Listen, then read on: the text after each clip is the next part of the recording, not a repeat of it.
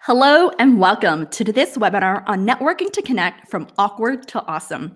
I am so delighted that you're here. Thank you for your time and presence.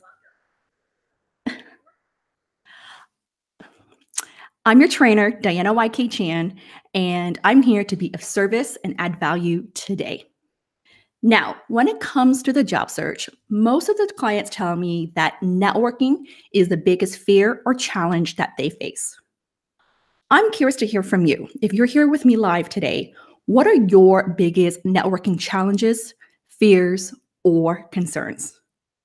Type into the chat box. I have my other computer here so I can see them. Now, some of you may feel awkward when it comes to networking, that you're not sure how to start or carry a conversation or how to reach out to someone. Some of you may feel overwhelmed by networking, that there's just so much to do when it comes to networking, so you don't want to do it. And some of you may feel that networking is just a complete waste of time that yields minimal results. How many of you feel that way? As a result, this may mean that you don't put yourself out there to build your network, to get to know people, to get insights. This may also mean that not as many people may know about you, and there's limited visibility in terms of them thinking about you for opportunities. However, I'm here to share with you today the power of networking and how you can leverage networking to advance your career and accelerate your job search success. My goal with today's webinar is to help you to network with ease and confidence and to be well prepared for your upcoming networking events or informational interviews. All right, so I would love to hear from you. What are some of your biggest concerns here? So while you're doing that, I would love to take a moment to share with you a little bit about myself. So I'm a career coach, speaker, and trainer, where I founded My Markability in 2011. And my mission is to help ambitious professionals like you to find a meaningful career, differentiate as top talent, and land amazing job opportunities at top companies. I'm known for helping people to identify their unique brand value, mastering their messages, and networking with confidence to gain a competitive edge. I've helped numerous professionals internationally, from new grads all the way up to C-level executives, to get hired quickly into top firms such as top consulting, technology, financial services, and CPG, such as like BCG, Accenture, Google, LinkedIn, SAS, RBC, Credit Suisse, Nestle, J&J, and many more. And I would love to help you as well. JobScan recently named me as one of the top 15 job search experts to follow. If we're not connected on LinkedIn yet, I invite you to connect with me or follow me on LinkedIn. All right, just a few reminders. I encourage you to take notes along the way to deepen the learning. I also encourage you to be interactive with me here by sharing with me some of your key lessons or what you're learning here, and post questions as well. I'm going to have Q&A at the end. I want to leave everything at the end to answer questions, so that way I can stay focused on the presentation that I have prepared for you today. All right, so if you're ready, let me know that you're here, and I'm going to get ready with the presentation here. Just give me a moment to set things up.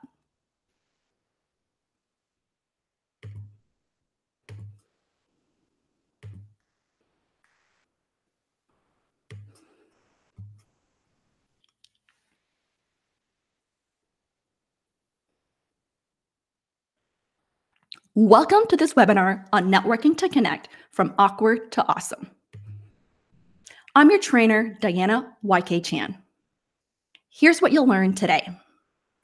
My career story from the perspective of networking and personal branding, common networking challenges and mistakes, why networking is important, networking success stories, what is positive networking, where to network, the 6 C's to develop an effective networking strategy for your job search, the Connnect principles to network with ease and confidence, how to stand out and make a lasting impression. And then we'll wrap it up with networking do's and don'ts. And then we'll have Q&A at the end there. Okay? So I want to take you a little bit behind the scenes to share with you my career story of how I got hired and the lessons that I learned along the way. One of the things that you'll find with a common theme is that I have made some career pivots or changes in my career. And what I have learned is the importance of really embracing change, being adaptable, and really putting yourself out there. And I want to share with you that I've actually also received a lot of rejections along the way before I got to my yeses, like an offer there. And I want to share with you that that's okay. And so I hope to inspire you there. So, where things started? Well, I've actually moved here to Canada all by myself back in 1998 from Hong Kong when I was only 16. My parents sent me to London, Ontario for school, for a better education. And at that time, back in 1998, like internet was not really that common yet. And I actually got 4 part-time jobs while I was in high school. I worked at the Gap, I worked at Colonel's Popcorn, I worked at the Mandarin, and I worked at a Chinese restaurant. And I remember that I just walked into these stores or restaurants to share about a little bit myself and find out if there's an opportunity. And that's how I got hired. And that was one of the first key lessons I learned, the importance of putting yourself out there to talk about, who you are, what you have to offer, and how you can help them. And so fast track, after university, I joined TELUS. And I want to share with you, this is when I actually was at Ivy doing my undergrad. Like many of you, I applied for a lot of jobs, got lots of rejections. I applied to top companies like the P&G. My dream company back then was L'Oreal, and I did not get in at all. And I was also debating whether I wanted to, one of my dream career was get into become a motivational speaker or a wedding planner.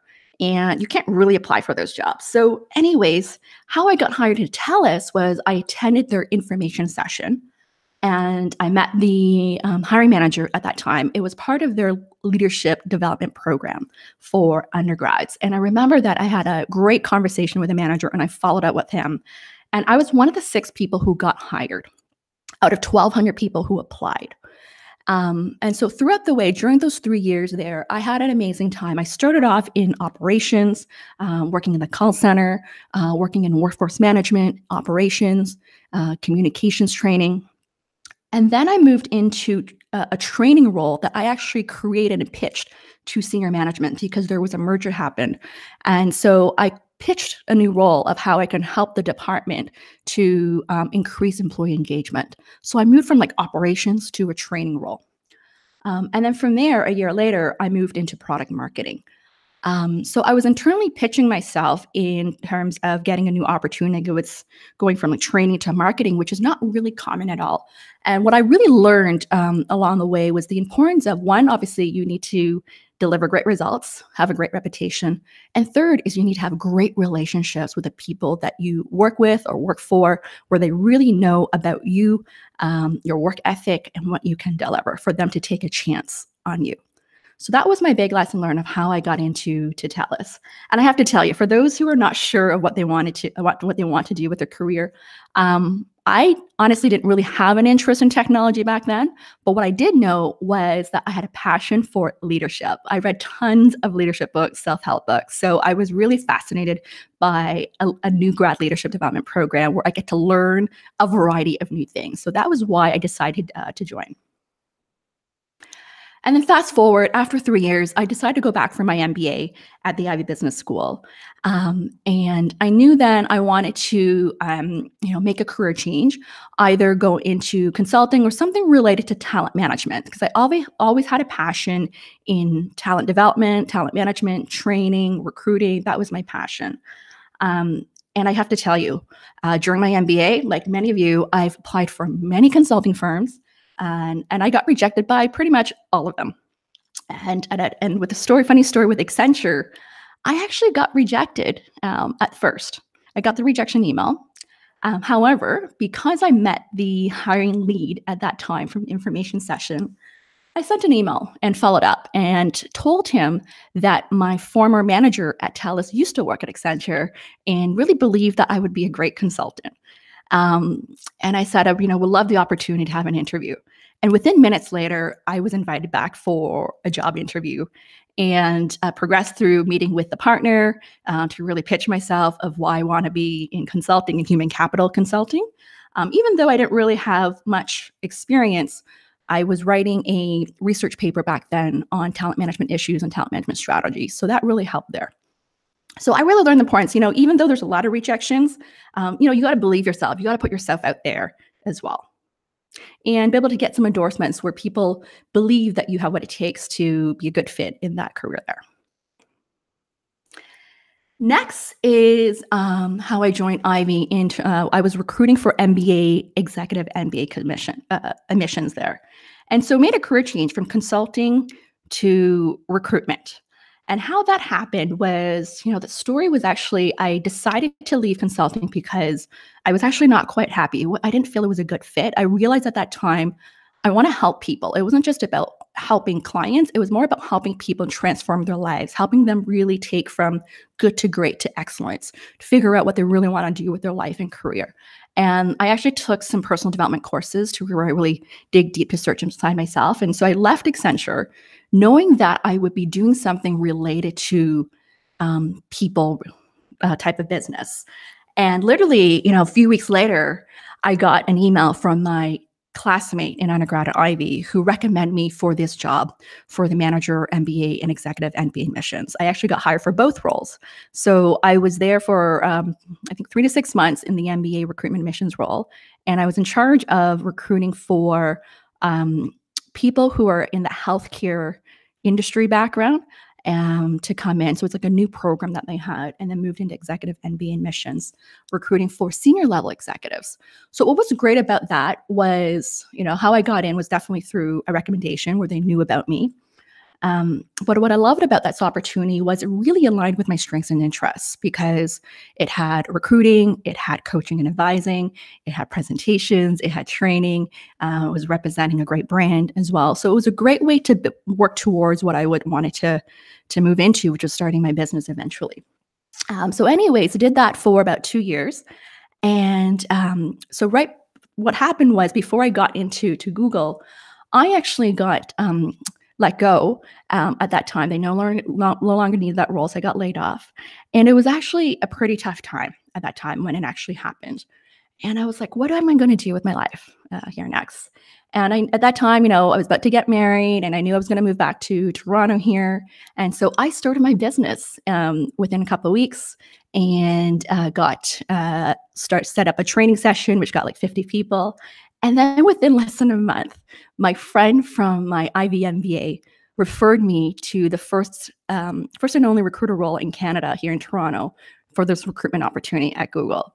And so I got the offer, and it was so funny that they were about to actually make an offer to someone else, but then I guess my resume came in and got the offer. And it was because of one, the recommendation referral from my friend who also worked there. And a second is because they really liked that I had the diverse background experience and the fact that I worked for a top business school and recruiting for top talent. So that was a year there where I helped them build double their office size or workforce in 1 year. And so I learned a lot that year in terms of what it takes to differentiate as top talent, which is what I do now as a career coach. Seen a lot of resumes, networked with a lot of people because a lot of people wanted to connect with me, whether in person or online on LinkedIn. And so that time, I also had an opportunity as a consultant, to work with Bell to help them start up their new grad program, the leadership development program. And what was interesting how I got that opportunity was actually through a referral from someone I used to work with at TELUS who knew I was really passionate about leadership development, recruitment. So I was hired as a consultant and advisor to help them set up the vision of their leadership development program. So I was hired by one of the very senior vice presidents there who used to champion the new grad program back at TELUS. So what I learned the importance is really that people need to know what you care about, what you're passionate about, what you're really good at in order for them to endorse you there. And so at that same time, I started my business in career coaching. And I have to tell you, it was one of those decisions too. When I started my business where I got the offer at Google, I was debating, well, do I take this or not? And I realized that it really aligned with my vision and mission of what I want to do is helping people differentiate as top talent. And that really gave me a lot of credibility in working with people one-on-one, and got a tons of speaking opportunities that year, like 50 speaking gigs for the first 3 years I started my business there, speaking at different schools, different professional associations, career fairs, and job fairs as well. And then fast forward, I also joined a recruiting agency, Fish Recruit, that specialized in CPG recruiting roles and pharmaceutical roles in sales and marketing and HR as well.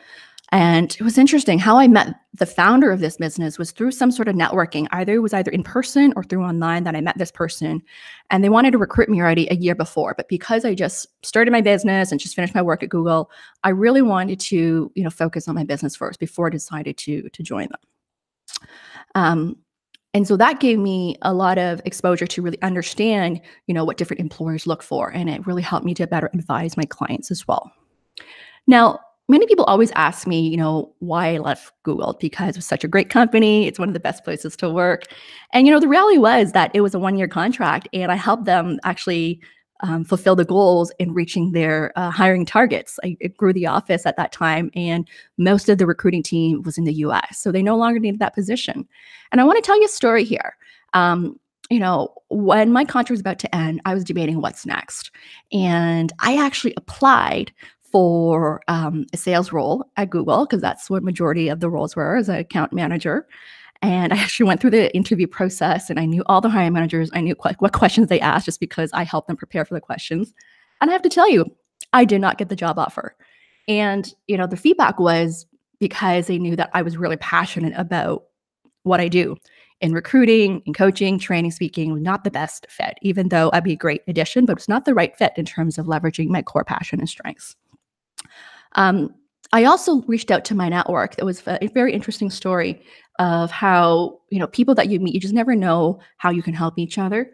I reached out to someone actually that I rejected when I was at Google who worked at LinkedIn and who referred me to a relationship manager opportunity, which is a sales role as well.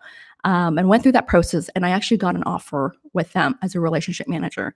And that aligned better with my interest because the platform was about like a recruiting platform as well. And I had to make a decision. Do I take that role or do I focus on my business there? And I decided to really focus on my business at that time just because that was really my passion there. Now, fast forward where I'm at now as well. I work at Schulich, so I've met many of you now as a career advisor. And how I got this opportunity was through a referral. Alana, who works at Schulich currently on mat leave, who I used to work with at Fish Recruit in recruiting. So we didn't work a lot together, but we knew of each other and we stayed in touch. And she referred me when this opportunity came up there.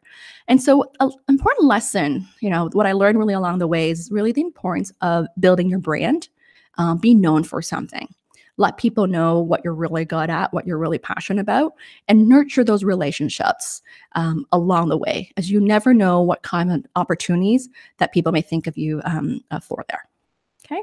So I hope you find that inspiring or helpful in some way. I want to encourage you, for those who are currently looking and have received some rejections, don't give up. Believe in yourself that you have what it takes. Be willing to put yourself out there and do things to differentiate yourself there. Okay. All right, so enough about my story now. Let's really dive into the common networking challenges. So let me see here. What are some things that some of you put here in terms of networking challenges? So one person put here is whom to contact for relevant information. That's a really good one. I hear that a lot. That's my first one here. How to find the right people to network with. In fact, these are some common ones that I actually surveyed from hundreds of people that are part of my community and my mailing list, or people I've worked with my clients, the common reasons I hear. So thank you for sharing that there. The second one is how to get people to respond and meet with you, right? Once you reach out to them, how do you get them to respond? Not sure how to approach people or start a conversation. How to make a lasting impression. How to get referrals. Not sure how to stay in touch with people. Takes time and doesn't seem to help much. These are the common challenges that I hear from people. Like, can you relate to any of these? So feel free to, type into the chat room here. I would love to hear from you there. Okay. So what are the common networking mistakes that I've seen? So here's some common one, and I really want to encourage you to try to avoid these because these could definitely impact you getting opportunities or getting people to help you there. So the first one is asking for favors without building trust or rapport. So this is a big no-no. So I'll give you an example here. So many years ago, I referred a client to someone in my network who wanted to learn more about the company that he worked at. And so I made an introduction on LinkedIn. Before even building that relationship or meeting, this person actually wrote to them and said, like, "Hey, like I see you worked at these previous companies, which is the companies that I'm actually more interested in. Can you make an introduction?" So he really tried to like treat it like a transaction versus really building the relationship, getting to know that person first. And I actually got an email back from the person I made the introduction to say like, "Hey, like this is what happened. Um, can I actually trust this person? Like, I don't know. I'm not comfortable with making that referral introduction." And so I had to give that feedback. It's not a good way to ask for favors without actually building that trust or rapport there. Second is being desperate or rude, right? People can feel when you're desperate for a job, or if you're rude, like people wouldn't want to help you. Real story, I actually heard this from a friend yesterday who someone that used to work for her asked her to essentially make introductions to people in her network just because she is well connected in her network.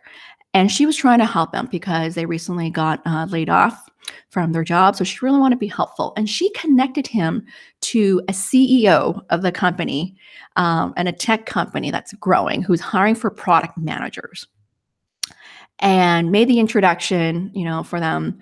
The CEO got back to this person after looking at his resume and said that, "I looked at your resume. Normally we'll send it to HR, but I want to let you know that, it's not a right fit of what we're looking for right now."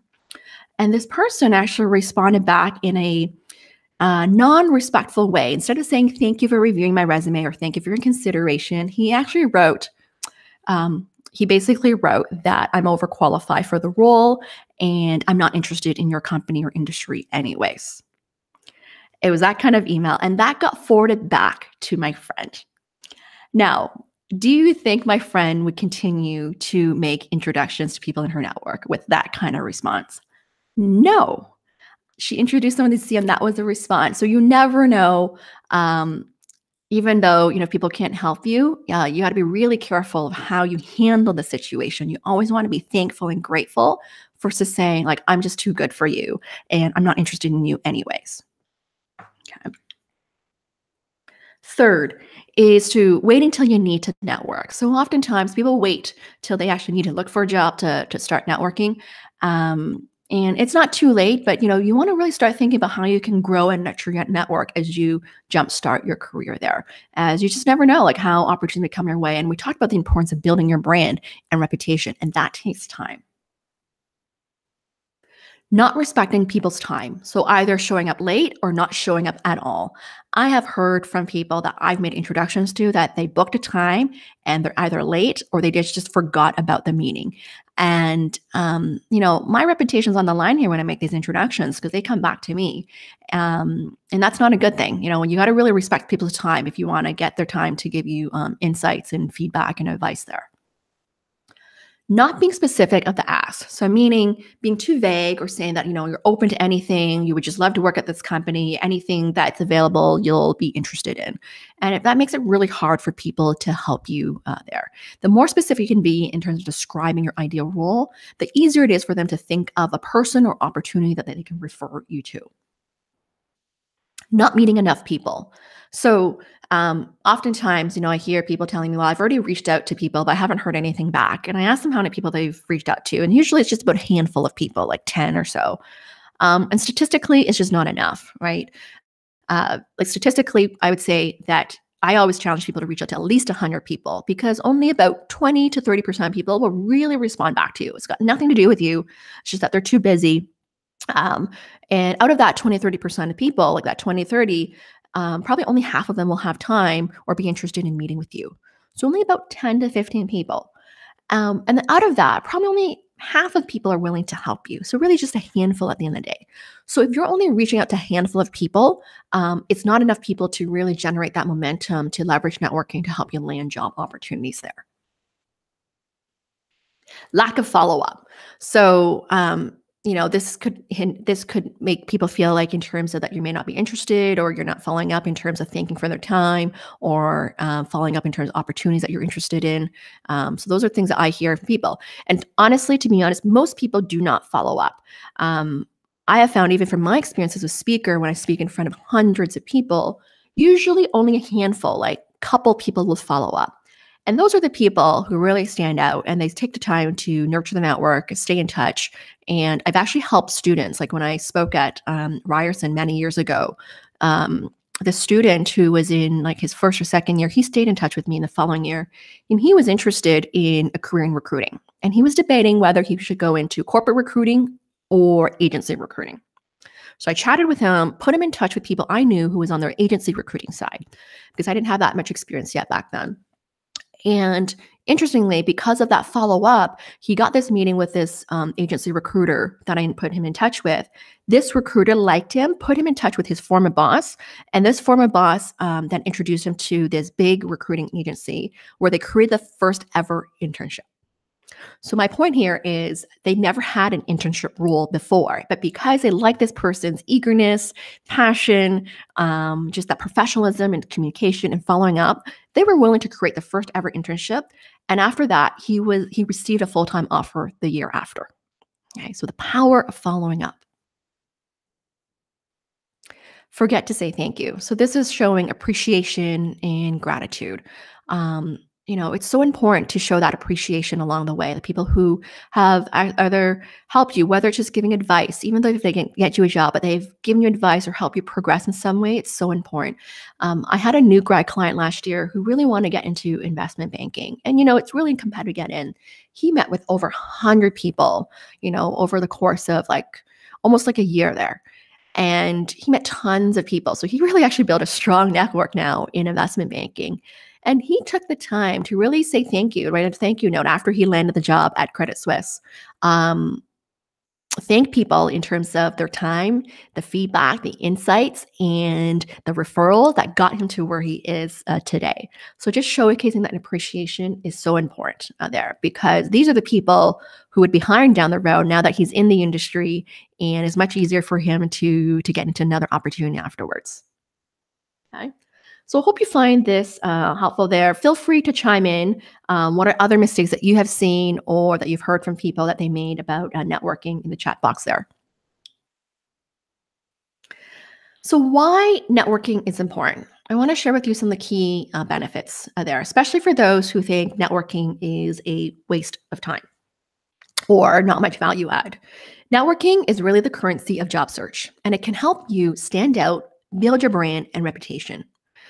You've heard my story earlier of how I was able to leverage building relationships in my brand to land those great opportunities. You can help you to make valuable connections and build relationships along the way. Help you gain firsthand insights about your target roles, organizations, and industries. So for example, like with the upcoming networking mixers where you get to meet industry professionals who are successful at what they do, who have an amazing track record already, you can ask some great questions to really learn about their day-to-day responsibilities, what it's like to work there, what the culture is like, and what are some of the industry trends and opportunities there. It can help you get hired faster. Studies have shown that at least 70% of jobs are found through networking, and you are 4 to 5 times more likely to get hired through a referral. Right? So if you're just relying on applying for jobs online, the chances of getting an interview is really low. In fact, it's about only 2 to 3%. Okay. When I was a recruiter at Google, they actually told us, the chances of actually getting hired into Google is harder than getting accepted to Harvard. It was like 0.003% to get hired into Google. And I only hired or recruited one person through an online application. Everyone else was through either a referral or through networking, or that I actually actively found them on LinkedIn there. So I really want to encourage you, if you are just applying online right now, that's just really a small pie of getting interview opportunities or getting job offers. I really want you to rethink about your approach of how you can leverage networking and uncover hidden job opportunities. right? A lot of times, the recruiting already started, the search already started before the job it's actually posted online there. Okay. So here, I want to share with you networking success stories, just to really emphasize the power of networking. Okay. The first one here is Google. I've recruited for this company. So obviously, when I was a recruiter, there are tons of people wanted to meet with me. I had tons of friends who wanted to come join that company just because I was like the recruiter for Google Toronto. And I'll share with you like a quick story here. Like one was someone who I did my undergrad. I was in the same undergrad. He was a year younger than me, and he worked in sales at HP back then. So he reconnected with me, just check in, and eventually told me about, he wants to make a move. Just through that reconnecting, that I brought him in to Google for an interview, and he got an offer. Another story was someone I met when I was in executive MBA recruitment admissions. He got accepted to IB. I stayed in touch with him. He had a track record of success in sales at IBM, and I recruited him to Google as well because we stayed in touch, and I knew he would be really good because he had was recognized like one of the top 1% high performers at IBM already for consecutive years already. And so it was just through that relationship how we got hired there. I had another friend who I used to work with at TELUS, and she was in marketing and didn't really have a sales background, but she had a track record of success, worked for companies like Microsoft as well, in internships. And, she got hired into Google and eventually moved down to Silicon Valley to work in marketing a year after. Another story is Tesla. One of my friend who's a robotics engineer, that story I told you, my friend who moved down to Silicon Valley, he wanted to go join her as well, the boyfriend, girlfriend here. And so his dream company at that time was Tesla. And so he used LinkedIn to find someone who worked there and found someone as a third level connection to connect with, to learn more about the company, the opportunity, and this person, that they met with sent a referral to the hiring manager for a role. And a few months later, it wasn't immediate, few months later, they contacted him for an interview. And he went through multiple rounds and then had to do a pitch to, the CEO as well of why him there. And he got hired.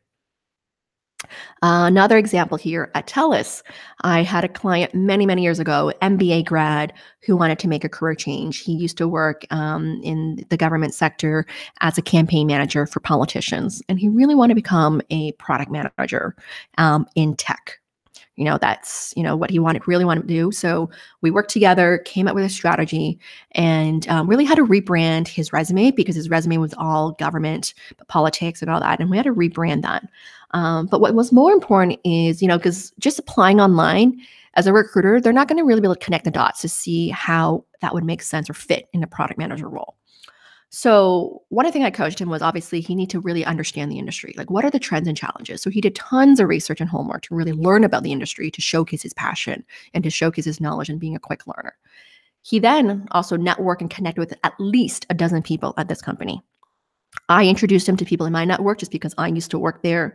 And then through that, the people I introduced him to, they introduced him to someone else. He knew some people who worked there, like his friends from school, who connected him to some people as well. And then eventually he interviewed with the hiring manager who used to be his high school classmate. And so my point here of this story is that making that big pivot of career change in terms of industry change and profession change was just applying online was not enough. And he had to talk to at least a dozen people, and he had to get endorsements from multiple people to have that character reference, right? When you don't have enough that work experience, that relevant work experience, that character reference is so important in terms of showcasing that you're smart, you're hardworking, you're dedicated, you're committed, you're passionate. Those are the qualities that you want to share. Another story. These are some great stories I want to share and hope to inspire you as well. Deloitte. I had another client in consulting back in the UK, really successful HR consulting background in the UK, and really want to move over here to Canada. He was applying online, not getting any bites, not getting any calls at all, even though he had a really solid HR consulting background. So we worked together, revamped his LinkedIn, resume, and then I put him in touch with someone in my network who worked at Deloitte, and who I met through my executive MBA missions there. And they met as a result. And because of this, he was well prepared with a networking meeting. This person I introduced him to, then introduced him to the partner at the firms. And he followed up really professionally, shared not only just his passion, but obviously his expertise, because he had solid expertise as well, and shared like white papers of trends to showcase that he knows what's happening. And eventually he got an offer. And that's how he made that move coming from UK to Canada, was just that few coaching sessions, but networking, being well prepared there. And he was like applying for jobs for like over a year before we actually worked together there. Okay, last story here. Credit Suisse. I actually shared with you that story already earlier. Was my client, a new grad client who really want to get into investment banking. He already did a few internships in asset management already, but because it was just a very competitive industry to get in, he had networked with tons of people, at least 100. He had a spreadsheet of hundreds of people, and it was just a matter of timing, finding that right opening, right opportunity that got him in there. And now he has a very, very strong network in that field. Okay, so I hope this helps in some success stories here. Someone just asked a question, Michelle here. How long does it take for a hiring manager to contact a new candidate? Honestly, it really depends. You heard the story of Tesla, it was months. Sometimes if there's an urgency, it could be like instantly in like a few weeks. But usually, ideally, if there's a sense of urgency filling the role, it should be within the first 2 to 3 weeks, right? It takes a recruiter at least, a week to set things up, a week to, review the resumes, and then contact everyone, set up interviews there. Okay. But in terms of getting filling a role, the average for an employer, it's anywhere between 6 weeks to 3 months, depending on how competitive the role is, how senior the role is there. So it really varies. I know if you're doing like on-campus recruiting, usually there are set deadlines. So they're usually pretty good with, having specific dates of when they get back to you there. But in experience level roles, it really depends. It really depends there.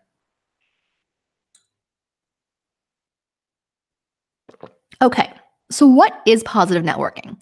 So I like to think about positive networking here, because networking is not just about a transaction, right? It's not just about contacts. So I really want you to think about positive networking. Positive networking is about building connections, building trust and relationships. It's really about discovering what you can do for others. So it's not just about what they can do for you, but how can you help them? It's being of service and adding value.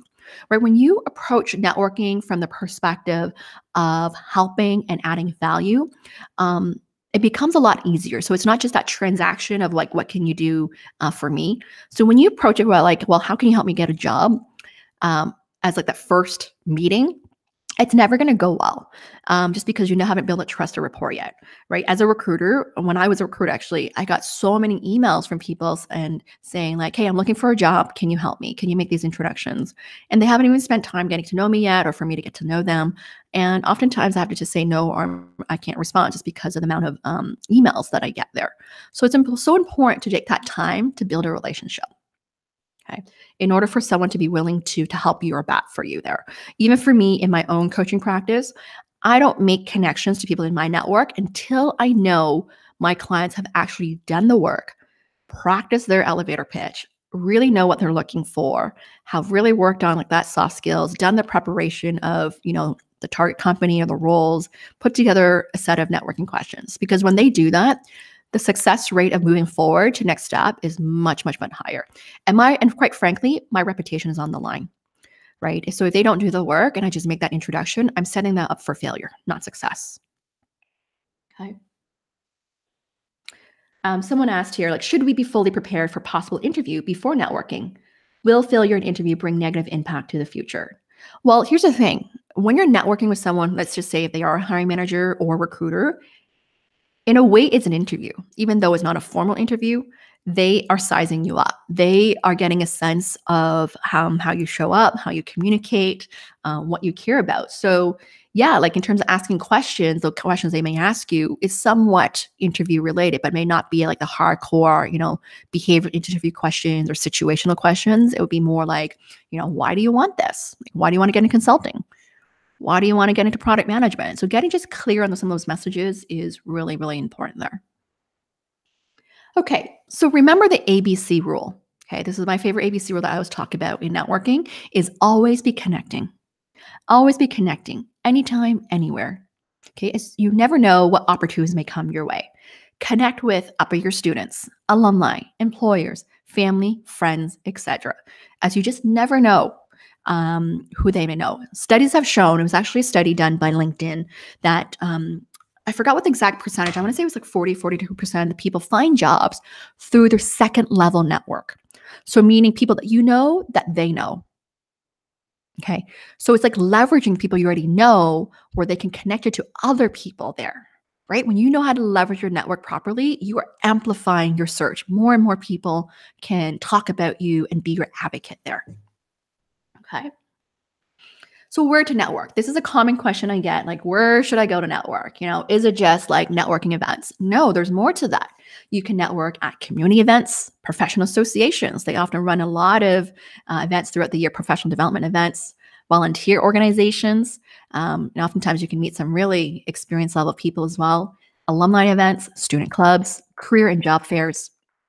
Online, LinkedIn is a fantastic networking tool, I have to say.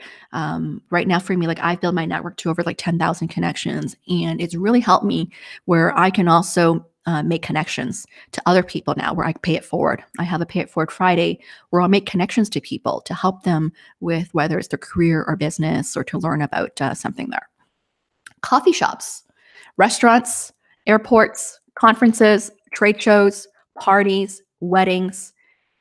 These are all places that you can network. Check out meetup.com and eventbrite.com for networking events. I'll share with you a quick story. It was actually a wedding many, many years ago. I actually found someone that I wanted to refer to. This person was actually the MC of the wedding. She was the sibling of the groom there, and she was an incredible MC. She was a soon-to-be graduate from Wilfrid Laurier. And she had tremendous positive energy, really got the crowd like excited, laughing, and was just super positive and just really great communicator. And I just really liked her. And I actually saw her, her potential. And so I actually referred her to my husband, who works at Bell, to the new grad program, because I really saw that potential in her. And she got the job at the end. She's still there to this day.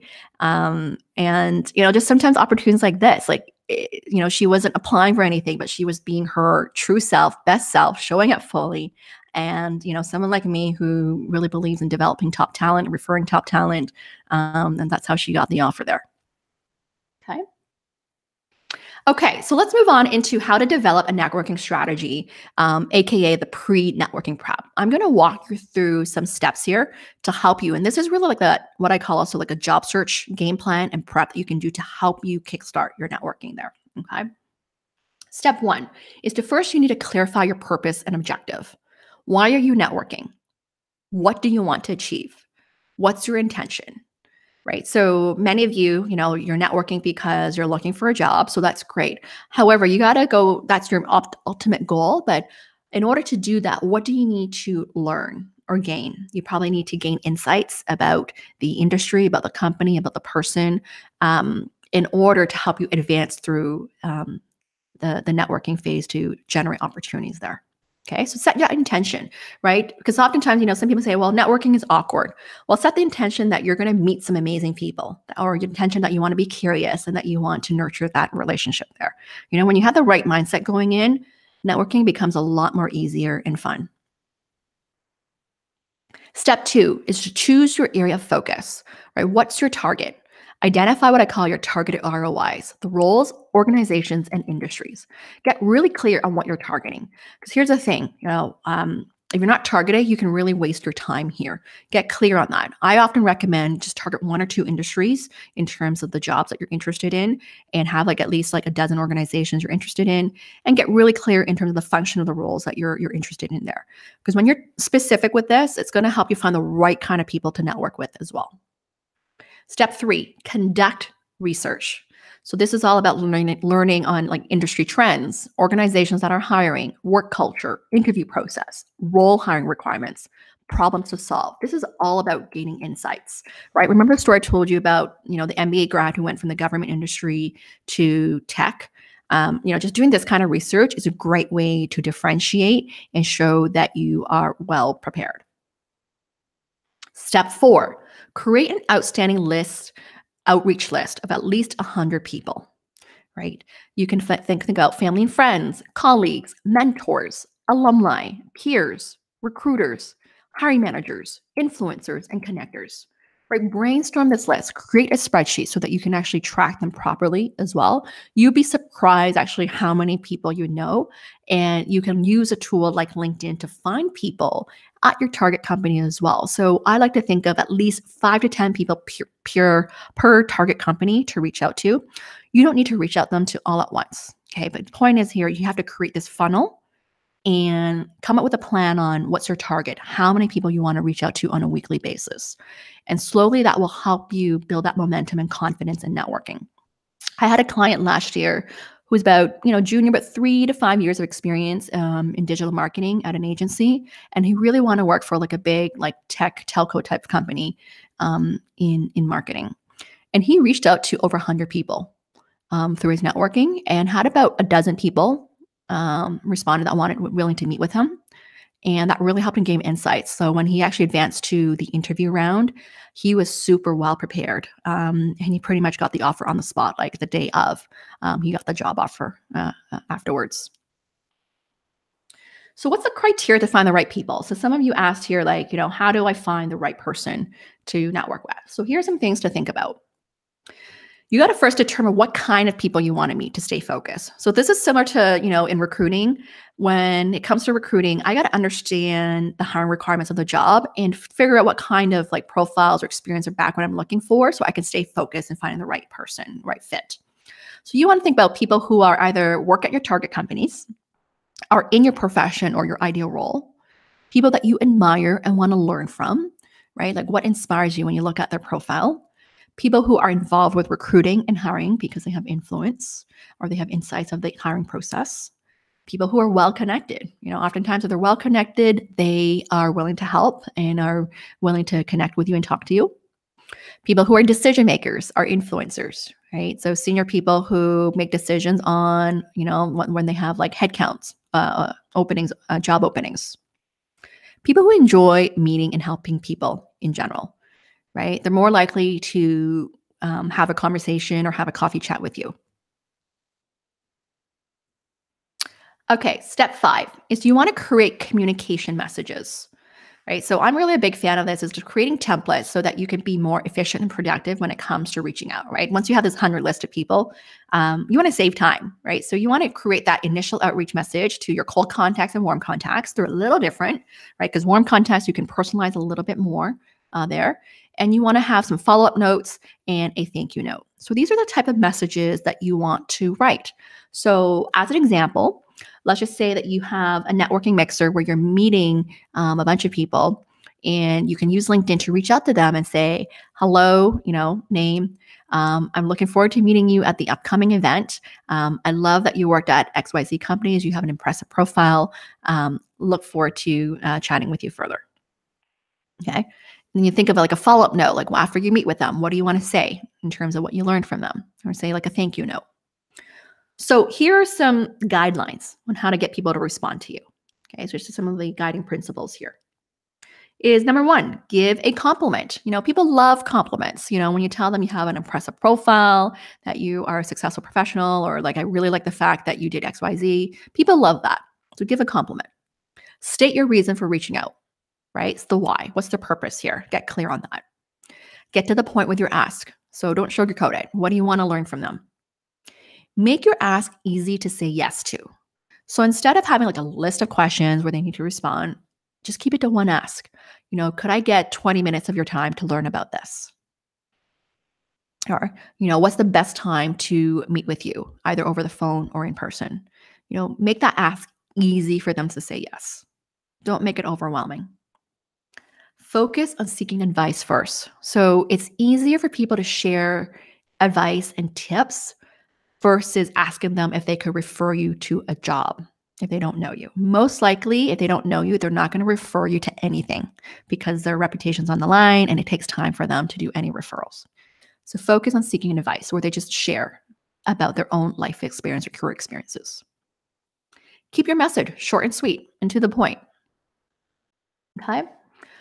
So, step 6 is to connect with people in person or virtually. So, networking doesn't have to be just in person anymore now. It could be virtually, especially now with technology. It could be through like video, Skype or Zoom here. It's really convenient there. Okay. So, this is a wrap of the networking strategy summary, the 6 C's method. Step 1, clarify your purpose and objective. Step 2, choose your area of focus. Step 3, conduct research. Step 4, create an outreach list of at least 100 people to connect with. Step 5, create communication messages. And step 6, connect with people in person or virtually. So this is like the game plan for your networking and job search there, okay? Okay, so now I'm going to move into how to connect effectively when networking. So this is like when you meet someone, how do you actually, build that trust and rapport and likability factor there? Okay, so I see that we're almost at the 1 hour mark, so I may speed up a little bit with my training here because I want to make sure we have some time for questions as well. Okay, so how are you all doing here? Are you finding this helpful? What are some of the key learnings that you're learning so far? Feel free to chime in the chat box here to share with me some of the key lessons that you are taking away. Okay, so how to connect effectively. Here's my network to connect formula. This is a great formula to remind you when you actually go meet someone in person. So the first C is to be confident and charismatic, right? So people want to connect with people who are confident in their abilities, confident in themselves, are great to talk to as well. So just to really show up fully when you meet with them, right? Just really have that warm feeling in terms of having that smile, eye contact, being genuine, just showcasing that you care and that you really want to meet with them there. O is to have an open mind and offer value. Right? When you have an open mind, it's easy for you to adapt to different conversations and to learn. And people feel that you are willing to engage in different type of topics as well. Offering value means, offering any insights, tips, or what you've learned. Some people tell me, well, I don't have much to offer because I don't have much experience. It doesn't mean that you have to have a lot of experience to offer value. It could just be anything from things like life lessons, life experiences, just through the preparation work that you've done of what you learn. Like that's offering value to other people as well. Okay. And it's to be nice, right? People want to talk to people who are nice. They don't want to talk to people when they're rude, right? This is part of having that being genuine, friendly, approachable type of attitude. Is just that nice, friendly manner there. Okay. And especially when you think about, when you go to a networking event or you're meeting speakers as an example, like they oftentimes are either volunteering their time there. And so you want to give that warmth feeling and be nice about it and showcase your appreciation as well. The next N is to be naturally curious. So curiosity is so important because when you are curious, it really helps you carry that conversation where you can really have a natural flow as well. So being curious is all about, asking great questions. That's what it's all about. And that's what's important in a networking event when you're meeting for someone the first time. A big part is you got to showcase that you care and you want to learn more about them, about what they do, get the insights from them. So ask open-ended questions. So avoid those close-ended questions where it's like a yes/no answer because then it's more dry. When you ask open-ended questions where you think of like the what, how, where, why, when, who, it's more interesting, right? And people will talk more as well. So some of the questions you can ask that are related to that will help you kickstart the conversation would be ask about their career background. That's easy to ask. Career path, career advice, industry trends, company's culture, and business. These are some great things to ask. Hiring process and requirements. So you think of these like 6 kind of categories, you can come up with some amazing questions there. So to help you out, I want to share with you some sample questions to ask. And there are many, many more. These are just like a handful of questions to help you think about and brainstorm the questions you are going to ask when you go to a networking event or informational interview. How did you choose and get into this profession? What were your deciding factors? Right. So this is trying to understand, like, in terms of what was their thought process throughout that, and when it came to deciding what they want to do. What were the keys to your career advancement? It's really understanding, what are their key success factors? Like, what did they do to advance or elevate their career or get the promotion or get into that XYZ company? What are your major job responsibilities? What percentage of your time is spent doing each function? So really understand the day to day of what they do. What kind of problems do you deal with? Right? What kind of like projects do they work on? What are the most difficult challenges that you faced in your work? So this is a great way to get insights. Additional sample questions to ask. Here's another 5 more. What's the culture like at your workplace? So this will help you understand, whether they align with your values as well. What does a typical career path look like in this field? Understanding the career advancement opportunities. What are the core competencies that make someone an ideal fit for your organization or profession? What advice would you give to someone starting in this profession, right? If you're just starting out, what are things that you need to do? Now, lastly, what do you recommend I do to prepare myself for emerging trends and changes in this field, right? So how do you stay relevant and up to date there? Okay, so I hope you find this helpful. These are just some samples, and I really encourage you to brainstorm at least a dozen questions to help you when you go networking or for an informational interview. This will just help you have a better flow of conversation there. And also be prepared. What kind of questions would people ask you when you meet with them? Oftentimes, when it's a career type of conversation, they really want to know, a little bit about your rationale, like why you decided to, pursue this path. So what's that motivation there? Other networking topics. So sometimes to break the ice, you don't need to get right into the question, is to find common ground and interest. So these are just some examples of things you can talk about, right? Sports, technology, social media, travel is another great one. Music, entertainment, fashion, cars, like these are a great way to break the ice when you're just kind of starting that conversation to find the common ground and interest there. Okay. Okay, so the next E is to be engaging and enthusiastic. So this is all about showcase that passion and fire and that excitement, right? That really gives that positivity there. One of the common things like I heard when I was a recruiter at Google, when we had calibration meetings for hiring managers, one of the common things like people will tell me, the hiring managers say that, that person lacked the fire in them. So it's really that enthusiasm, that engagement, that passion, where they really want something or that they really care and want to be part of something, right? So this is a lot of it is like that energy in how you choose to show up there.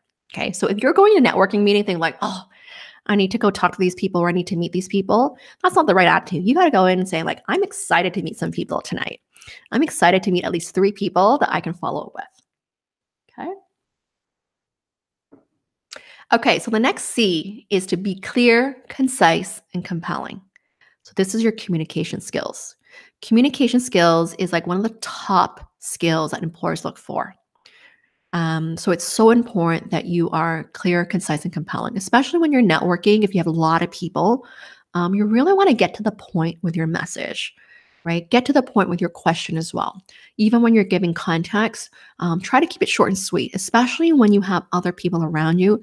Try to ask questions that may be relevant to other people as well, so that they can also be engaged in the conversation. So my tip here is to get crystal clear on your message by understanding who you are, what you want, and what value you have to offer. Okay.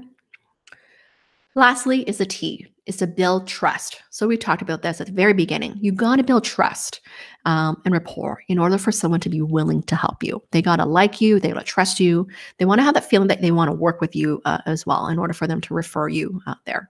Okay, so that's so important. And you think about it, trust takes time. You got to really build that. And when you're in an event, sometimes it may be hard, but if you are genuine and authentic and you're there to add value and help others as well, people can feel that. Okay, so how to get referrals. So this is like a question I get all the time. How do I get referrals? It's not guaranteed, but it's all, here's some tips to guide you through. We talk building trust and rapport, number one, for sure. People are clear on what you're looking for and what you have to offer, right? If they're not clear, they can't do anything for you. I get that feedback a lot from people I make connections to. They're like, great chat, great person, but they're not really clear on what they're looking for. I'm not sure who I can refer them to. Give a clear description of your ideal role that triggers people's thoughts and memories to think of someone, a person, or opportunities that they can refer you to. So this is a technique of what you can do. If you can get clear of describing your ideal role, right? It's not just I'm looking to become assistant brand manager, but it's really describing the core responsibilities, the core deliverables, what problems you solve, being more descriptive about it as well. So it's that creating that visualization there. At the end of the meeting, ask if there's anyone you should connect with, right? If you shared enough about who you are, what you're looking for, and what you have to offer, and you build that trust, you can ask that question. Based on what you know about me, is there anyone you think I can benefit from connecting to? And usually they'll have maybe like 1 or 3 people that they can connect you to there if you do it the right way. Okay. Make it easy for people to refer you. So meaning make it a no-brainer. Okay. So follow up with an email saying thank you, write up like a bio summary about you, of who you are, what you're looking for, and attach your resume. So I'll give you an example. Recently, I had a student. I don't do this for everyone just because I actually met her at a networking mixer last month. We were chatting. I got to know about her. She had a great internship experience last year and she's graduating this year. And we were chatting. She's interested in product marketing. And I told her, that my husband works in product marketing. And maybe I can connect you to him. And she followed an email, asking for that. I normally don't make the referral, but because I had the conversation and I had an idea of her background and how she conducted herself and communicated, I was willing to make an introduction. However, because of my workload, I was like, and I do this with all my clients as well. I asked her to write me a bio that I could forward off, meaning like who she is, what she's looking for, why does she want to meet within a resume. So that makes it easy for me to forward off. Right? If you think about if I have a dozen people I need to do this for and I need to write it for every single person, I'll never get my job done. So, and it's a great way to help you think about your brand and your messaging to get clear on that as well. Okay. So here's a summary of the Connnect formula. C, be confident and charismatic. O, have an open mind and offer value. N, be nice. N, be naturally curious. E, be engaging and enthusiastic. C, be clear, concise, and compelling. And lastly, T, to build trust. Okay, so I hope that you'll remember this formula as you put yourself out there in upcoming networking events. Okay, so we're in our last part of the presentation here. All right, I want to share with you what's important to an employer. All right, some of you already asked this question. How can the hiring manager decide who to interview? What are the deciding factors? I just want to quickly summarize here. Employer's hiring decision is based on, I know this is a quick summary, 85% is based on interpersonal skills and 15% is based on technical skills. This was a study done by, I heard from Dale Carnegie. They said that 85% is interpersonal skills and 50% is technical skills. So your soft skills matter more than your hard skills. So meaning in terms of your communication skills, interpersonal skills, relationship skills, leadership skills, that all matters, right? In terms of someone asked me, how can the hiring manager decide who to interview? First things first, like this is my experience as a recruiter. Number one is obviously they want to see relevant experience, right? That's the first thing first. They want to see that relevant. And the reason behind that is because when someone has relevant experience, they're more likely to get up to speed quickly. They're able to deliver value faster. So if you don't have the relevant experience, then you better showcase that you have a track record of success or that you're a high performer or a quick learner. So that's either the way you demonstrate in your resume, that you showcase a lot of accomplishments and results, or the way you communicate in your elevator pitch, right? So I've worked with many students so far revamping their elevator pitch. And if you're able to talk about your accomplishments, your successes, your awards, your promotions, those are good signs of what I call top talent or a high performer with high potential there. So that's some of the factors they look for, the relevant knowledge, skills, experience, and obviously in terms of the qualities in terms of interpersonal skills and characteristics there. Okay, so hope that helps answer some of the questions, like what are those deciding factors there? Okay. So why body language is important? Now that we know 85% is based on like your interpersonal skills, um, now let's talk about this as well in terms of your message impact. 7% of what you say is based on words. 38% is based on your tone of voice of how you sound, and 55% is based on your body language and facial expression in terms of how you show up and look. So 93% of your impact is based on non-verbal cues. Okay, so this is why soft skills do matter there. Okay, it's all about how you're going to show up. So you're more likely to stand out because of your delivery, how you say what you say. Practice your interpersonal skills and get feedback. So this is why it's so important. Like if networking is awkward to you, don't just throw yourself out there to a networking event. Like practice with your friend, right? Practice your elevator pitch. Practice the questions you want to ask. Record yourself because it's a skill that can be trained. As you do it more and more, you get more confident. It's just like for me. When I was in undergrad business school, I had the softest voice.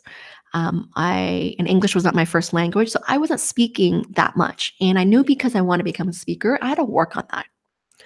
And really practicing in order to become a better communicator and speaker there. Okay, so take time to practice that. So how do you make a great first impression, right? It takes only 7 seconds for one to form that first impression. Here are some tips to think about there. Dress for success, right? That's that first impression, right? When you dress for success, you feel more comfortable, more confident in how you show up as well. In terms of dress code, some people ask me about that. So it really depends. I think if you're what I call like business casual or smart casual, where either you have like a blazer with dark jeans, or if you're a female, you can wear like a dress, a skirt, anything that you just feel comfortable in, where you feel like you have that a good, well-groomed attire is good. Okay. People ask me, do you have to wear suits? It really depends on the function of what you're meeting. When I was at Google, you can wear a suit, but you don't necessarily need a tie because it's not really like a formal environment. But if you're going, let's say, banking, it's more formal and more people wear ties, then yes, more likely you want to wear a tie for that event there. Okay. Second, set your intentions, right? What's your intention going into this meeting, right? If you have a good intention that you want to be curious and meet great people, that's how you're going to show up there. Third, show up with positive energy, enthusiasm, right? Show up fully, be excited. People will naturally then want to come talk to you and share their experience and insights with you there. Smile and give eye contact. That's the easiest thing you can do is just smile, give eye contact. Give a solid handshake. So I see sometimes, people don't give that solid handshake. And that handshake, it is a sign of your interest, your confidence in terms of yourself and how excited you are, interested in meeting that person there. Stand up or sit up straight. So having good posture, right? Oftentimes a networking event, you're probably standing up, but in an informational interview, you're standing up. Just make sure that you have that good posture there. Speak with a lower tone of voice, as that gives more credibility and it helps you project your voice a bit further as well. So especially if you have a softer tone of voice, you want to make sure that you're able to speak a little bit lower tone of voice where you're speaking from your diaphragm versus from your throat there so that people can really hear you. Slow down your pace of communication. Okay, so if you're nervous, you may tend to speak a lot faster. So slow down, make sure you pause and breathe. And lastly, stay present and curious, right? People can feel that when you're present and when you're there with them, you have a much more engaging conversation. Actually, I have one last one here. Is if you want to stand out, make sure you have a strong personal brand. That's something I really emphasize at the very beginning of this presentation, is that have a strong brand in terms of your theme, your core strengths, what you're passionate about, what you're known for. Okay. All right. So are you guys still there with me? Like if you're here live, share with me like what you're learning so far. We're almost done at the end of the presentation here. Okay. Start thinking of questions you want to ask as well. Okay. Start typing it out there. Okay. So as a reminder, share about your career aspirations, your interests, strengths, skills, experience, accomplishments, and unique value to stand out. So this is similar to an interview. In networking, it's that that first stage to getting that interview opportunity. Talk about yourself. Sometimes I know a lot of times, many of people have told me that I'm not comfortable about talking about myself. Well, you got to get comfortable with the uncomfortable here, right? Really map out all these things about you and what you're proud of and practice it, right? Because people want to know who you are, what you're interested in, and what you have to offer. Okay, mastering your glowing introduction. I actually did a short training on this that you can refer to as well, but I'll quickly summarize here because you're always introducing yourself at a networking event. And here's my 6 Ps framework that I teach to a lot of people, and it works. It's very powerful. Step 1, share your passion and potential. So this is all about, what do you care about? What are you known for? So this is that who you are piece, right? Most people don't talk about that. Step 2, share your past experience and proud accomplishments. So this is the credibility now. Summarize your years of experience, the industry you worked in, the functional areas that you worked in, the type of projects that you've done. And share like a proud accomplishment. You don't need like a lot. You can even just share one story because that's a great way to differentiate that may be relevant to what you're interested in. Step 3, share your present situation and purpose. So this brings back, you talked about your past for credibility. Bring it back to present. Where are you now in your career? Are you looking to make a career change? Are you currently finishing your MBA? What are you looking for? Talk about that. Like, what are you targeting? The purpose is the why. The why is so important, as that's like really the why messages of like, why do you want this? Why do you believe you're a good fit, or why you're interested in this company, or why you're interested in this profession? Okay, so that's a framework there. So practice, practice, practice. It's so important to practice. This should only be about 1 to 2 minutes long, about 260 words there. Okay. The more you practice, the easier it will get. Okay. Know your whys, as your whys is an indication of your motivation, what's important to you, what your drivers are. Okay. So get clear on that. Why are you looking to make a career change? Why are you pursuing an MBA or your master's? Why this industry? Why this organization? Why this role or profession? Why you? Right? So the why is a great way for people to really understand more about you and to really showcase whether you've actually thought through things thoroughly as well, whether you've done your research, whether you're really clear there. Okay, use the rule of threes framework, right? The 3 reasons why, right? Make it compelling here. 1 is not enough. 2 is only mediocre. 3 is really more compelling. 3 reasons why I want to make a career change are, and you give 1, 2, and 3. And then you would explain it in terms of what that means to you. And then you can maybe give a story or an insight of what you've learned there. Okay, so that's a framework there. Okay, we're in our last summary here of networking do's and don'ts summary. And I see some of you typing out questions. So that's great. Please keep them coming because we do have time for about 15 minutes of questions there. Okay, so start typing that in so I could just go through them together. Okay, so here's my summary of networking do's and don'ts. Be well prepared, right? The more prepared you are, the better. People can tell. I often hear from hiring managers or employers, they can tell when someone's prepared or not. But the way you ask your questions will showcase that, right? If you actually done some research about the company or the person's profile, you're really able to tailor some of those questions, right? Like, I noticed this, or I read about this, or I heard about this, or in talking to so-and-so, I learned about this. That already shows that you've done some research. Respect people's time. So meaning, if you said you're going to keep that call to 20 minutes or 30 minutes, respect that time there. Show up on time as well. Be specific with your ask and what you're looking for, right? The more specific you are, the more clear you are, it's easier for them to help you. Follow up within 48 hours, right? Most people don't follow up. If you follow up, people people can tell that you care and that you want to stay in touch with them as well. Okay. That way you can stay in top of mind there. One thing I'll tell you, like when I was a recruiter at Google, I rejected a lot of people, but I also stayed in touch with a lot of them. And some of them, we just didn't have the opening. Like we were recruiting for example, a lot of account executives and didn't have account manager roles open. So more junior roles were not available. And some people stayed in touch with me. So every month or 3 months, they'll be like, hey, I'm still available. If there's any opening, let me know as well. And so they just stayed in touch with me either through email or LinkedIn. And literally like year end, there were all of a sudden 20 openings of job openings. And so what did I do? Obviously, I reached out to people top of mind who told me that they're still looking, they're still interested first. And they were the first people who got those first rounds of interviews first, just because I needed to really fill a bunch of roles in the new year. So just following up, staying in touch is so important. Use LinkedIn to grow and nurture your network. I often get, how do I nurture it? It could just be as simple like, during holiday season, like send a well wish like note. Or if you have anything that you read that you want to think of, that you're thinking about them, just send them something to share. It could be simple as that. It doesn't have to be fancy at all. Just wishing them well type of note is good as well.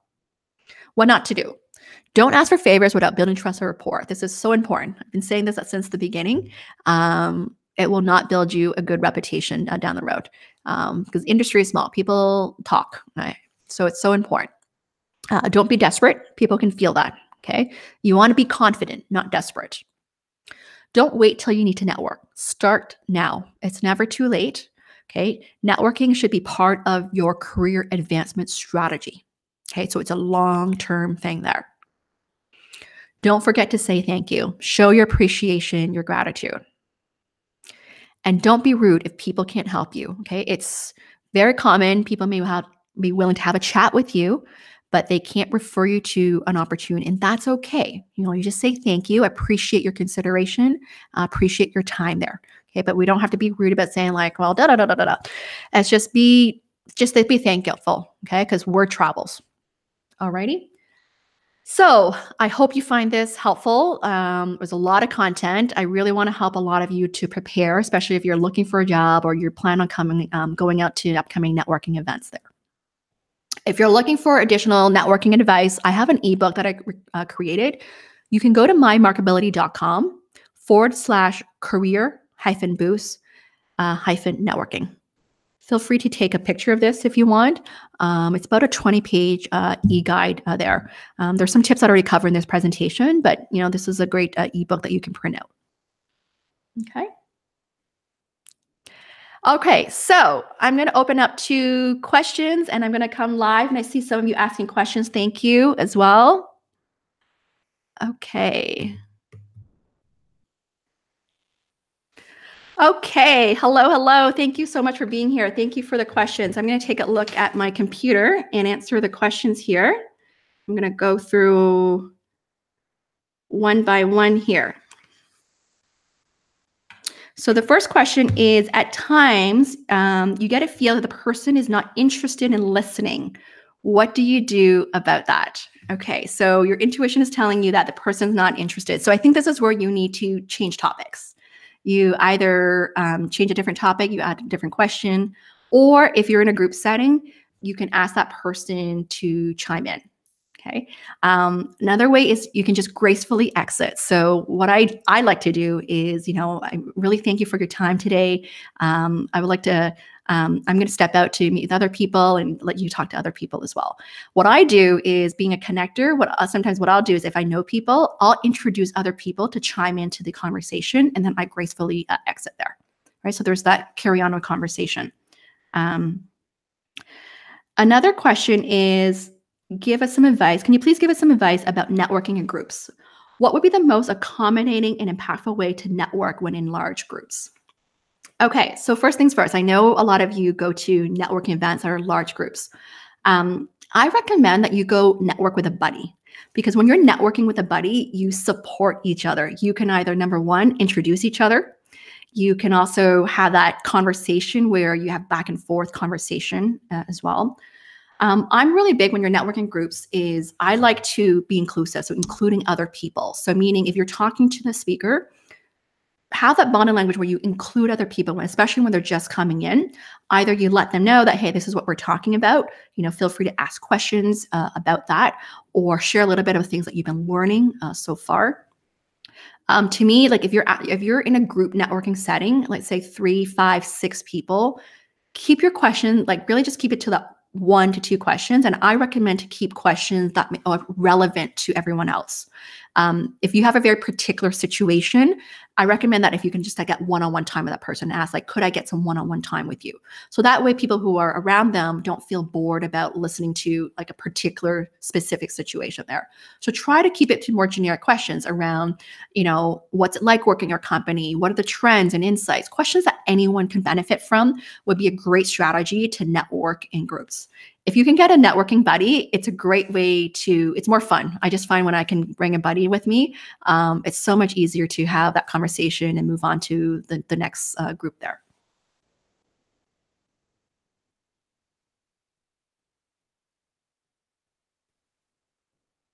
Okay, so next question here. How to make an impression in networking mixers? What to do differently while meeting in networking mixers and in-person coffee chats? Okay, so I covered a lot of tips on how to make a great first impression, but I think the difference is what you're saying is going back to how to stand on a group versus how to stand out in coffee chats. I mean, when you're in a coffee chat, usually it's more intimate, it's more one-to-one, so you can have a deeper type of conversation. In networking mixers, it can feel intimidating just because there's so many things happening. It's loud and so many people. So especially if you're an introvert, you may feel it's really difficult as well. In terms of standing out, like number one is obviously talk about it, get clear on your message first. Give a little insight about your background. That will help the person to give you more specific advice and insights as well. I would keep it to some specific questions you really want to find out. Right. So really think about like what's really important to you when it comes to the job search. Like let's say the workplace culture important? Or is having a good boss important? If it is, like, ask questions around that to help you really like whether you really want to pursue further there. So that's the main difference. I feel like with a networking mixer, sometimes the questions may be more general, whereas in person is more a deeper type of conversations there. Okay.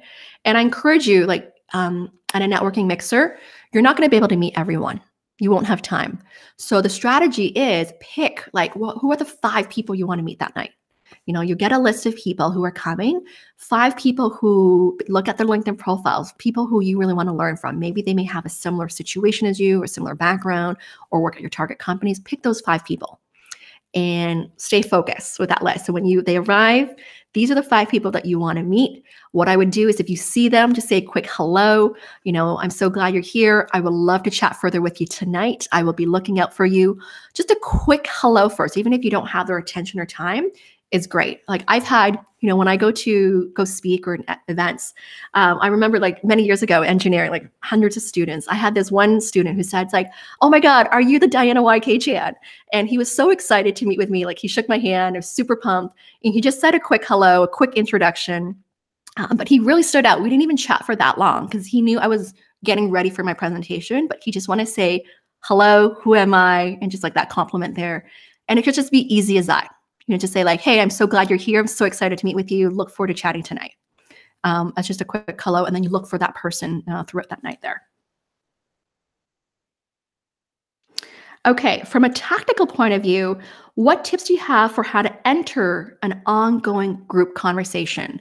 That's a really great one, right? Because sometimes it may feel awkward, like you have 3 or 5 people already chatting and the speaker is coming and you're just chiming in.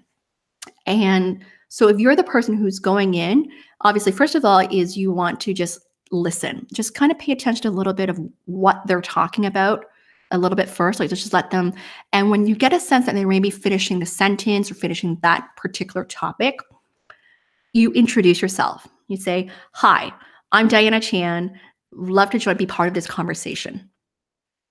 Curious to know what have you been talking about? All right, so just kind of a quick intro, and you can say like, I want to learn more about this. I'm not sure if you talked about this yet. Right. So it's just kind of be confident and brave to be willing to introduce yourself. But first of all, just kind of like, stand there to listen first so that you're not rude and respecting their time. Now, sometimes I have seen situations where, right, you're waiting and you really want to talk to this person, right? And, it's about the end of the event. what do you do? Or you want to say goodbye to this person, right? So what you want to do is, you stand there politely to kind of signal that, you want to talk to this person, the person sees you, right? So what I usually do, if someone wants to come talk to me and I see that other person waiting, I try to finish this conversation first. And then I'll look at the person. I'm like, I'll say hello. And I'll say like, do you have something that you want to ask me? Right. You can, depend. You don't want to do this all the time, but what you can also say is that if you're waiting for quite some time, it's like, I'm so sorry to interrupt, but could I just get a quick minute of your time, or if I can just ask one quick question. So keep it simple. So don't overwhelm the person. Like, can I get like 5 minutes of your time, or can I just like ask 5 questions here? Just keep that one important question that you really want to ask to get their attention there. Or if you're about to leave or they're about to leave, and say like, hey, I didn't get a chance to talk to you. Is it okay for me to connect with you on LinkedIn and to ask a few questions? There's something particular that I would love to ask. Or would it be okay if I book a 15-minute or 20-minute call with you? Right? So just be specific with your ask. You can give just a little bit there and just like, and then move on to the next thing there.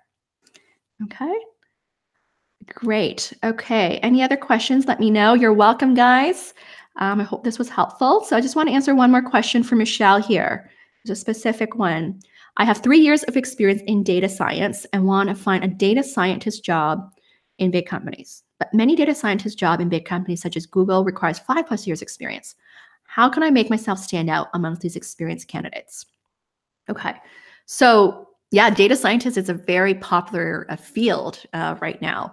And so I think it depends on the job posting, whether 5+ years experience is a must-have or a nice-to-have. So meaning if it's a must-have, it's almost a non-negotiable there. But if you're close, meaning you have 3 years experience and requirements 5+ years, I think then you really need to get to talk to someone in terms of, or find someone who's maybe only that more junior experience who got in, to see how they were able to leverage to get into that as well. Oftentimes when people don't have enough years of experience, the track record of success is so important. So meaning in terms of your performance rating, any awards recognition is really, really important there. Or if you have a particular niche of expertise in terms of technical skills, or that you can do specific things that they're really looking for, that's a great way to differentiate. So I would contact, the hiring manager if you can, to let them know about your background and see like, what kind of skills or experience that they're really looking for to get your foot in the door. There's a difference between, let's say they're looking for 10+ years experience and you only have 5, right? That 5-year gap is a big difference. Or if they're looking for someone who has direct report experience, meaning if they're at the manager level and direct report experience and you don't have that, it's really hard for the employer to say yes to moving you forward, just because that leadership experience of managing people is a critical component to leading a great team there. Okay.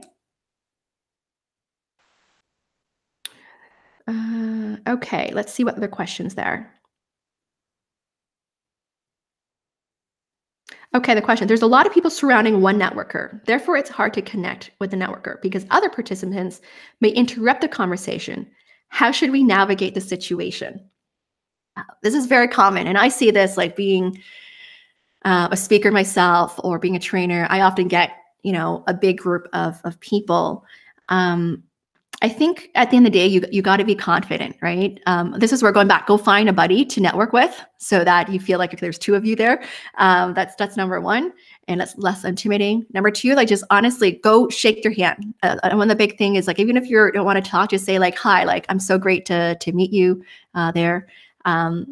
And sometimes you don't necessarily need to talk. You can also be the listener as well. Like you can participate by listening to the conversation. Like if it's relevant and you're interested in that conversation, it's good to listen as well. You can also chime in by, sometimes it doesn't have to be asking a question. It could be as like, oh, that's a really good question that I'm interested in learning about as well. So it's acknowledging and reinforcing, like, so back up your classmates as well, right? In terms of if there's questions that you're interested in, you don't need to repeat that question. Okay. So to me, you should be strategizing with your classmates on like, hey, like what kind of questions do you want to ask? Like, do you want to go in together a meeting? So that way it's not as overwhelming for the speaker as well there. I know for me, I really try to at least give an opportunity to everyone. If that question, like if I see someone a little more intimidating and shy, like I try to like ask them like, do you have anything you want to ask me there? So it also depends on the person you're talking to. To me, it's first of all like signal by giving eye contact or smile that you're here and they can see you. Because if they can see you, they know that you're here. And you can just even like whisper like, I have a question for you. And that they know that you're waiting. Okay, it could just be simple as that. Okay. Okay, what other questions do you guys have about networking? This was so good. I hope you found this helpful there. I do have a networking practice workshop next week where we can really practice on your elevator pitch, your questions, how you meet with people, or even just talking groups as well where you feel more comfortable. I invite you to join me as well because you get practice and you get hands-on like feedback from me there. Okay, good stuff. Okay, so I think that we are just on time here at 11:30. So if there aren't any questions, I'm going to wrap up the presentation here. I invite you to come out to the networking mixer next week on February 27th for technology and product management. We have so far, I think, close to almost 80 students registered now and over 24 speakers who are coming. And so I invite you to attend. I'd love to see you there as well. Feel free to also book some time with me if you would like to get more advice for your job search and networking or interviews there. Okay. All right, everyone. Thank you so much. I appreciate all the thank yous as well. Thank you for being here and the great questions and staying present. And I look forward to seeing you soon. Cheers. Bye now.